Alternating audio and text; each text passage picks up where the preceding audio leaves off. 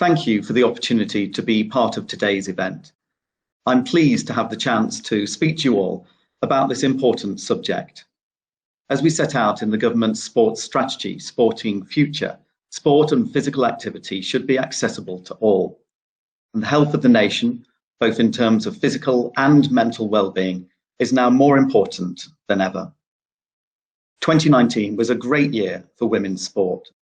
To choose just two, the FIFA World Cup in France and the Netball World Cup in Liverpool were groundbreaking events that shone a spotlight on brilliant women's sports stars.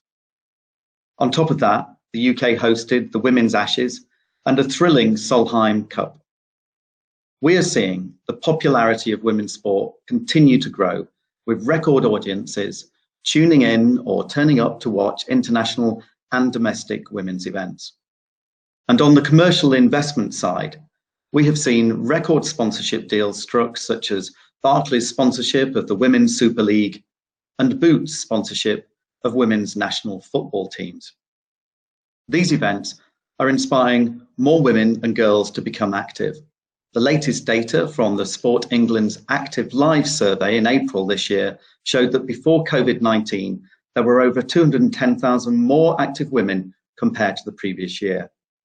We want to continue to encourage more women and girls to get active and build on the momentum that initiatives such as Sport England's This Girl Can campaign has generated.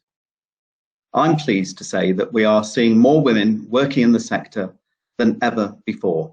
Sport England's annual survey on diversity in sport governance, published in September last year, showed that women now make up an average of 40% of board members across Sport England and UK sport-funded bodies. The government is committed to working with sports to ensure opportunities to progress are open to all. And we want to raise the profile and encourage more commercial investment into women's sport. Sponsorship and media coverage go hand in hand.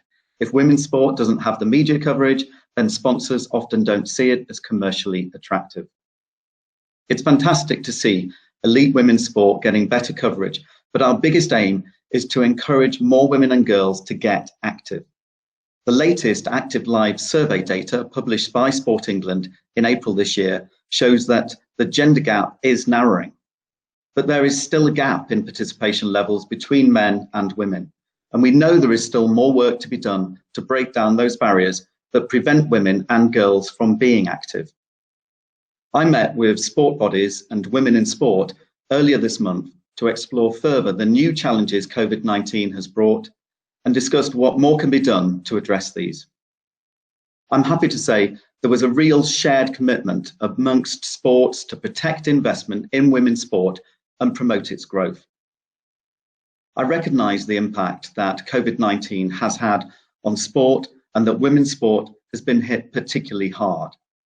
I want to take this opportunity to assure you that I am personally committed to helping women's sport come out of the current crisis stronger than ever and working closely with the sector to ensure that that happens.